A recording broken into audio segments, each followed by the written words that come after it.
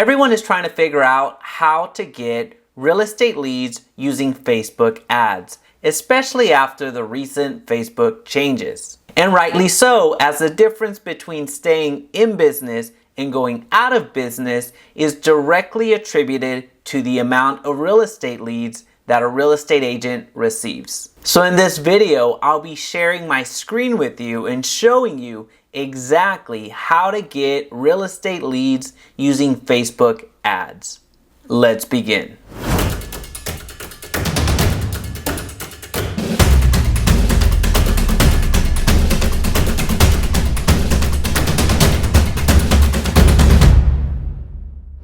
Hey, it's Jaime. If we're just meeting, welcome to the channel that brings actionable content to grow your business through online marketing. So if that sounds beneficial, consider subscribing. So today we're going to create a traffic campaign, which means we're going to take people away from Facebook onto a website that we designate. So the important thing to highlight is the website that you choose needs to be concise, needs to be clean, needs to be attention-getting, and facilitates the information flow from the client over to you, i.e., you want them to become leads as quickly as possible. The last thing you want to do is to confuse the people that land on your website and you lose out on that potential lead. In other words, you want to create a compelling reason for those people that land on your website to exchange their information with you. With that said, let's jump over to the computer.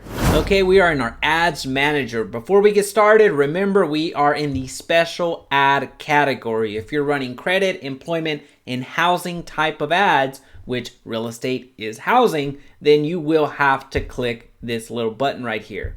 We're going to select our category, which I'll slow down a very brief second because I've covered the changes in other videos, but I'll slow down for a very quick second in the ad set as we get going. But for the purposes of time, we're going to get right into the traffic campaign, which, as a reminder, we're driving people away from Facebook over to a landing page or website or whatever online platform you're using. So what type of ad are we running today? We are running new construction type of an ad. We're going to go to continue. Traffic. The interest, we're actually going to run no interest today. And it's weird, but trust me on it. We're going to run no interest because I want to set the anchor ad for us to retarget in another video. So in a follow-up video, you're going to see me retarget this exact audience, which we won't touch on retargeting too much right now, but just know that on that next video, the retargeting video, I'll share with you how I'm leveraging the traffic or leveraging the attention that this particular ad is generating for me to capture even more leads on that next go around. So for right now, we're actually gonna do no interest in our targeting. Now that may be a little bit different and you may think, well, I'm not sure. You may be a little bit unsure, but trust me, this is gonna work regardless. We're gonna get some people right from this ad, but in addition, we are really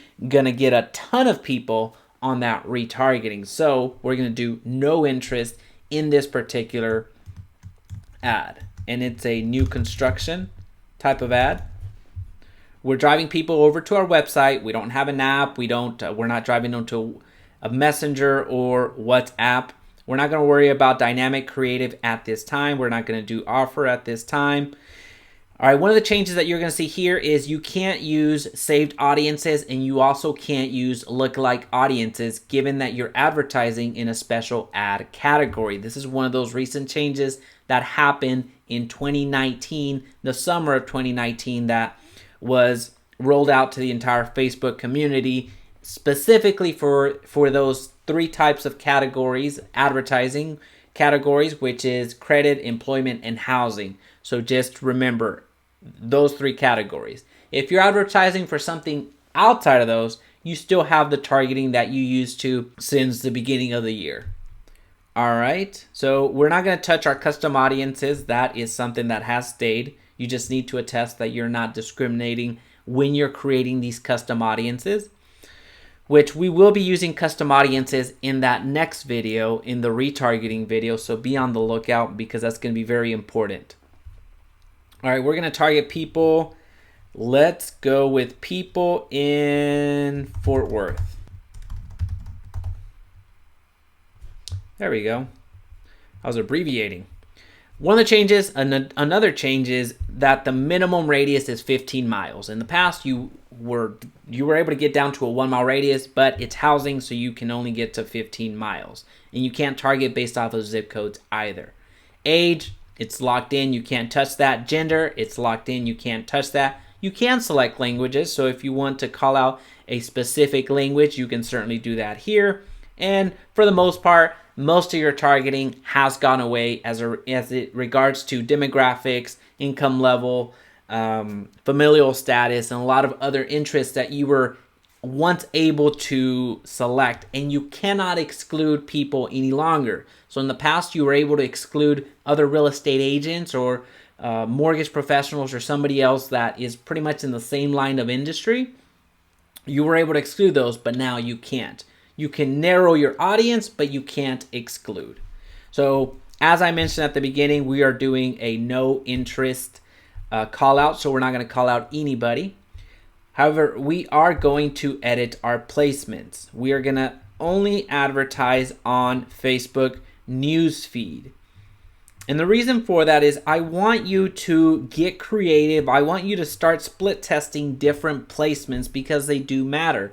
The type of content that you produce or the type of content that you place in front of people, whether that's an image, whether that's a short video, will be affected dependent on the placements. So whatever you advertise on stories is going to react differently to whatever you advertise on the newsfeed. So I want you to get familiar with this concept and start testing out your specific ad that you run on the newsfeed, your specific ad that you run on stories, your specific ad that you're running on Instagram. So get into the habit of testing out what's out there, because it's going to help you make better decisions and help you spend less overall. So it's very important that you start thinking that way as opposed to a set it and forget it type of mentality and get frustrated because a certain ad that was once working is no longer working. So that's the worst place that you can be, where you saw it work for 1 week, 2 weeks, 3 weeks, and then it's done.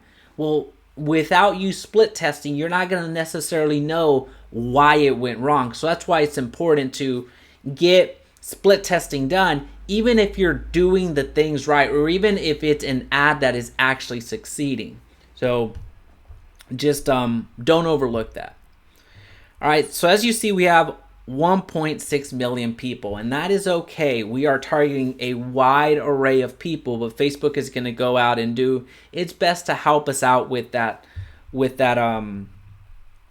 audience. So since I'm calling out people, essentially I would love to get leads, which I will get leads from this specific ad, but I'm more interested in generating as much interest, as much engagement with this ad, which again is my anchor ad, so then I can come back around and retarget the people that raised their hand. So people that were interested in the ad, they will click on it, like it, comment, share it. They're going to show some type of interest, some type of engagement, and while they may not directly give me their information on the spot, they will be raising their hand, giving me an inclination that there is a level of interest. So by them raising their hand and engaging in this particular audience, I'm able to retarget them and then have a follow-up sequence in doing that sales funnel of getting them to like me, know me, like me, and trust me as we work down the sales funnel. So I'm going to start with the $50 ad budget per day, which isn't all that much considering the amount of people that we're reaching. This will give you a general idea. From my experience, this hasn't been right ever, but it just gives you at least estimated numbers, which again, don't necessarily mean all that much. That is all you need in this particular page. Now, one quick favor before continuing, please be sure to hit the like button so this video's reach is magnified and others benefit. All right, now we get to the money maker. Let's do traffic, no interest, new construction. Since we're only doing that Facebook page, we don't need to worry about Instagram at the moment.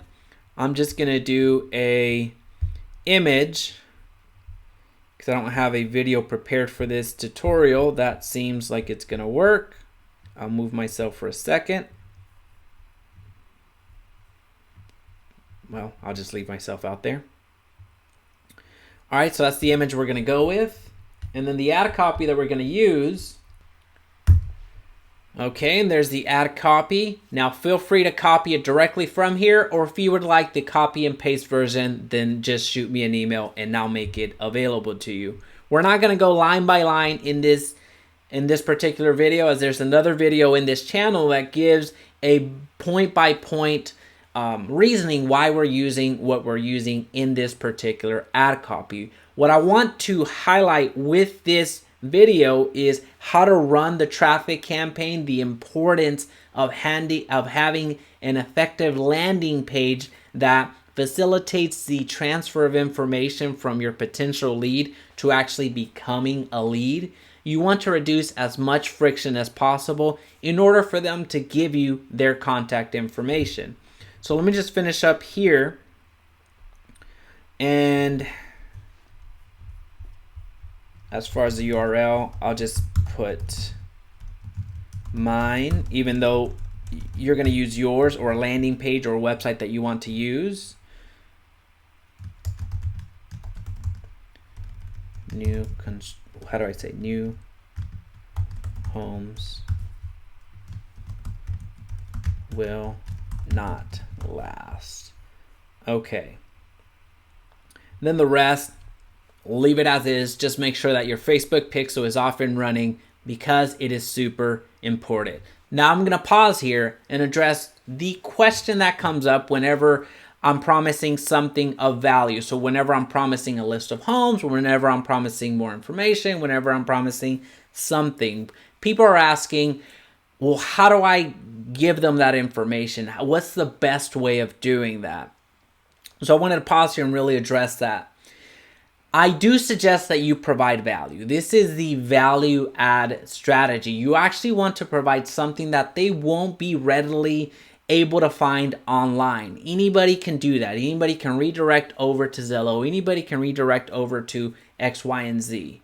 That is one way of doing it. It's not the preferred way, but you can certainly do that. You want to be sure that you actually provide value, as you're giving them a reason to reach out to you. So you want to deliver something back to them that, again, they wouldn't be able to find anywhere else. So the way to do that is actually with the new construction as an example. You want to go out to that community. You want to take pictures. You want to do videos. You want to talk with the community manager. You want to talk with the people there and see what bonus incentives or what incentives there are for the buyer. You want to provide some value to where it's all handed over like a little pamphlet or a little packet of a new construction in the area that you're advertising. So you want to you just want to provide as much value as possible right off the bat. So once you have all of that information combined, go ahead and put that on a Word document, turn it into a PDF, and upload it to a Google Doc sheet, upload it to a Google Docs, or have an online platform that you can just share that link to, so the people that receive the information, all they have to do is click on it. Now, that's one way of doing it. You can also send it via an email and have it as an attachment. The limitation there is that if you're including images or something that has a lot of bandwidth, then it may not go into all of the Gmails, all of the Yahoos, all of the AOL accounts or Hotmail accounts that exist out there. So you're gonna be struggling with people actually getting your email if you send it that way. So that's the actual value add strategy, which I highly suggest that you do. Now, the other way of delivering information, again, more specifically to the new homes that we're advertising here, the other way is to create a bridge page. So a bridge page is something that's between the traffic source, which in this case is Facebook, and the actual information, which in this case, if you're going down the simple way of doing this, which again, I don't necessarily condone, the actual page that's going to have the information would be the new build web page. So if you're advertising DR Horton, if you're advertising Jahan, if you're advertising John Houston, any new builders out there, then that would be the ultimate place where people will get the information. The bridge page is in between those two, so you can collect their contact information, their name, their email, and their phone number. So that's the bridge page, something in between the source, something in between the value, where you're injecting that solely to collect the information. The benefit to this is that you don't have to create that PDF that I was mentioning earlier. That's the benefit, as the value is over here in the builder's website. Now again, I am not condoning that. I'm just sharing with you that is a strategy that you can deploy. In my experience, that hasn't been the best way of doing it, as I do get a ton of people registering themselves or giving me their information in the bridge page, but at the end of the day, I didn't necessarily provide all that much value outside of being a redirect from Facebook over to the actual builder's website. So they're going to be more susceptible to actually typing in their information over here to their website and ghosting you. So that is a high probability if you go down that second strategy. Just wanted to share with you to be as comprehensive as possible. So if you found value today, please be sure to hit the subscribe button so we can talk again soon.